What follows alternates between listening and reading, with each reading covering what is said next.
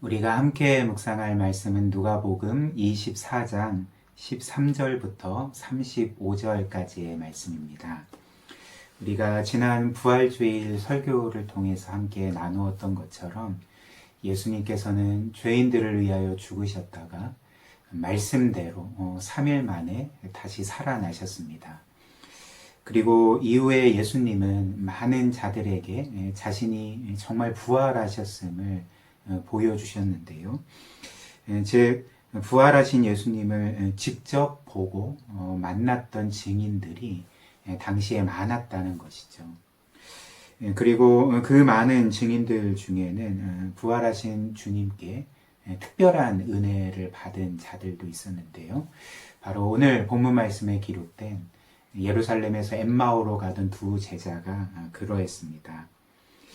이 두 제자는 아마 유월절을 지키고 난 후에 유월절이 마치자 자신의 집인 엠마오로 돌아가고 있었던 것 같은데요. 그런데 이들은 며칠 사이에 큰 슬픔을 겪었죠. 바로 그들이 생각하기에 이스라엘을 구원할 소망을 걸고 있었던 그 예수님께서 악한 자들에게 잡히시고 고난 당하시고 결국에는 십자가에 못 박혀 죽임 당하신 그 사건을 겪었던 것입니다. 그래서 이들은 슬픔 가운데 예수님께서 고난 당하시고 또 십자가에 못 박혀 죽임 당하신 일들에 대해서 이야기를 나누며 집으로 돌아가고 있었던 것입니다. 그런데 그때 부활하신 주님께서 나타나셨던 것이죠. 그리고 이들 가까이에 가셔서 이들과 함께 걷기 시작하셨습니다. 그런데 성경을 보면 그 당시 이들의 눈은 가려져 있었기 때문에 자신들에게 가까이 오신 그 부활하신 예수님을 처음에는 알아보지 못했던 것이죠.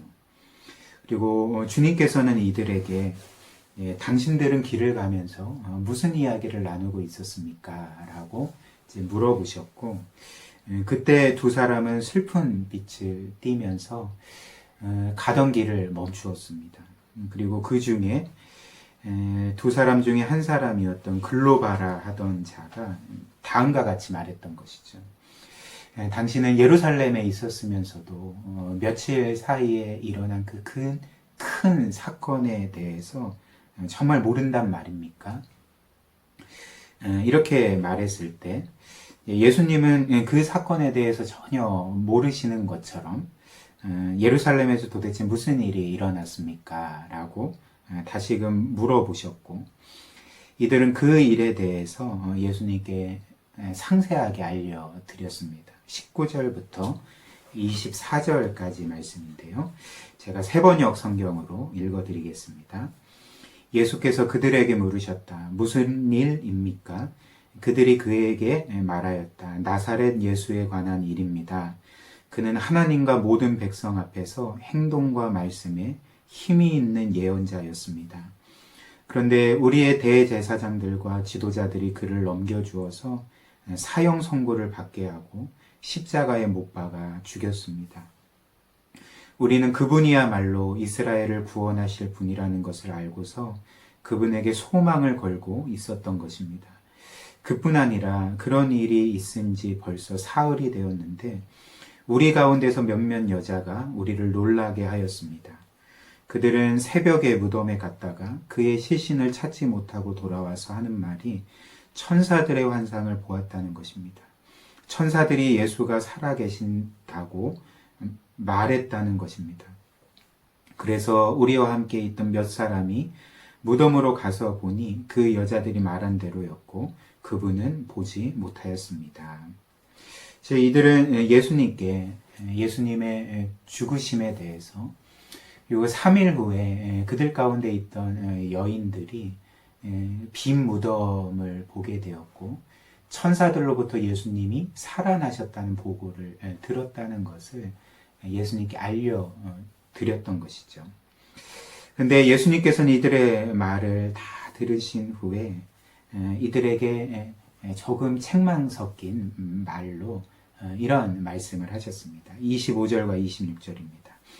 미련하고 선지자들이 말한 모든 것을 마음에 더디 믿는 자들이여 그리스도가 이런 고난을 받고 자기의 영광에 들어가야 할 것이 아니냐라고 말씀하셨던 것이죠.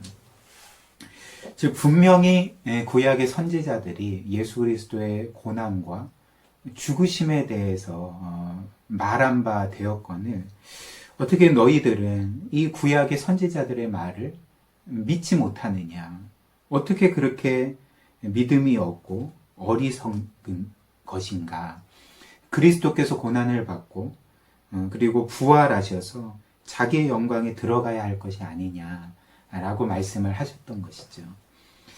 그리고 예수님은 27절 말씀처럼 이제 이들에게 모세와 모든 선지자의 글로 시작하여서 이제 모든 성경, 즉 여기서 예수님이 성경이라 말씀하시는 것은 구약 성경이겠죠. 그래서 모든 구약 성경에 기록된 자신에 관한 것, 즉 예수 그리스도에 대한 모든 말씀을 자세히 설명해 주셨다라고 기록하고 있는 것이죠. 지금 이 두 사람은 예루살렘에서 엠마오로 가는 중이었고 예루살렘으로부터 엠마오까지는 약 한 12km 정도 되는 거리였습니다. 그렇기 때문에 예수님은 이들과 한 도보로 4시간 정도 걸으시면서 이제 구약 성경 전체에서 그리스도에 대한 그리고 그분이 이루실 구원에 대한 예언이 어떻게 기록이 되어 있는지 하나님이 이에 대해서 어떤 말씀을 주셨는지를 상세하게 설명을 해주셨던 것이죠. 그래서 우리가 추측하기를 아마 주님께서는 구약성경 전체에서 그리스도에 대한 말씀을 설명을 해주셨으니까 아마도 창세기 3장 15절부터 시작하시지 않았겠습니까? 즉 뱀, 사탄은 여자의 후손, 즉 그리스도의 뒤꿈치를 상하게 할 것이지만 여자의 후손은 뱀의 머리를 깨부실 것이다. 즉 사탄은 예수님을 십자가에 못 박음으로써 그분의 발꿈치를 상하게 할 것이지만 예수님은 그 십자가의 구원을 통하여서 부활하심을 통하여서 사탄의 머리를 깨부시는 그 사탄과 악한 영들에게 승리를 거두시는 이 원시복음이라 불리는 이 예언의 말씀으로부터 시작해서 하나님께서 아브라함에게 주신 그 그리스도에 대한 약속, 너의 한 자손을 통하여서 모든 민족이 복을 받으리라. 이 말씀과 또 더 나아가 그리스도의 고난에 대한 시편의 여러 예언들, 그리고 특별히 이사야 53장의 예언들이 있지 않습니까? 이 모든 하나님의 말씀 가운데 나타난 그리스도에 대한 그분이 이루실 그 죄인들을 향한 구원의 말씀을 이들에게 하나하나 상세하게 설명을 해주셨던 것입니다. 그리고 이제 어느새 예수님과 이들은 엠마오에 도착하게 되었는데요. 그래서 이들은 예수님께 선생님, 저희와 함께 하룻밤 머물고 가주십시오 라고 간청했고 예수님은 그들의 부탁에 응하여서 그들과 함께 집에 들어가셔서 이제 식사를 하게 되셨습니다. 그래서 예수님은 그들과 함께 식사할 그 떡을 들고 축복 기도를 하시던 차에 이 그 두 제자의 감겨졌던 눈이 열렸던 것이죠. 그래서 그 즉시 이 두 제자는 예수님을 알아보게 되었고 그 부활하신 예수님이 자신과 함께 걷던 자신에게 성경을 풀어주셨던 그 주님이심을 비로소 깨닫게 되었던 것입니다. 근데 그 즉시 이제 말씀을 보니까 예수님은 한순간에 사라지셨던 것이죠. 그때 이들의 마음이 어떠했을까요? 아마도 정말 어떤 말로도 표현할 수 없는 정말 주체할 수 없는 기쁨과 감격이 그들의 마음 가운데서 솟구치지 않았겠습니까? 그래서 이들은 서로 이렇게 말했습니다. 32절 말씀입니다. 그들이 서로 말하길 길에서 우리에게 말씀하시고 우리에게 성경을 풀어주실 때에 우리 속에서 마음이 뜨겁지 아니하더냐라고 서로에게 말했던 것이죠. 예수님이 길에서 우리에게 성경을 풀어주실 때 그리스도에 대한 예언을 하나하나 우리에게 말씀해 주실 때에 우리의 마음이 얼마나 뜨거웠느냐, 이렇게 서로 그 감격을 나누었던 것이죠. 그런데 사실 이 개역개정 성경에서 우리의 마음이 뜨겁지 아니하느냐에서 이 뜨겁지란 말에 이제 자세히 보면 각주가 하나 달려 있습니다. 2번 이렇게 해서 각주가 달려 있는데 그 각주의 내용이 헬라어로 불타지 이렇게 되어 있지 않습니까? 즉, 그 원래 헬라어의 이 단어는 단지 뜨거운 정도를 가리키는 단어가 아니라는 것입니다. 그들의 마음이 뜨거운 정도를 넘어서 불타올랐던 것이죠. 그렇다면 무엇 때문입니까? 이들의 말처럼 예수님께서 성경 전체에서 그리스도에 대해서, 즉 그리스도를 통하여서 온 죄인을 구원하시는 하나님의 그 놀라운 영원한 계획을 그 성경을 통하여서 깨달았을 때, 그리고 그 죄인들을 향한 이처럼 놀라운 하나님의 사랑과 은혜를 깨달았을 때에 이들의 마음이 불타올랐던 것입니다. 하나님께서 우리를 이처럼 사랑하시구나. 하나님께서 우리의 선조들에게 주신 그 약속을 신실하게 지키셔서 때가 이르러 그분의 아들 예수 그리스도를 이 세상에 보내주셨고, 그 예수께서 우리의 모든 죄짐을 짊어지시고 십자가에서 죽으심으로써 그 시편의 말씀처럼, 이사야 53장의 말씀처럼 정말 우리의 모든 죄에서 우리를 구원하셨구나. 그리고 다시금 3일 만에 살아나셔서 우리 가운데 나타나셨구나.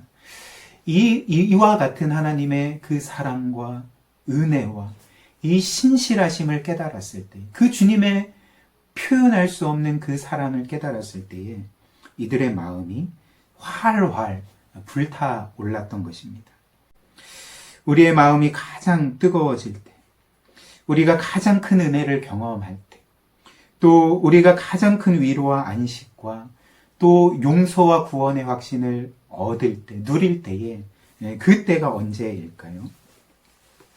바로 성경에 기록된 예수 그리스도의 그 구원, 그리고 그 가운데 나타난 하나님의 사랑과 은혜와 신실하심을 깨달을 때에 우리의 마음이 이처럼 불타오르게 된다는 것입니다.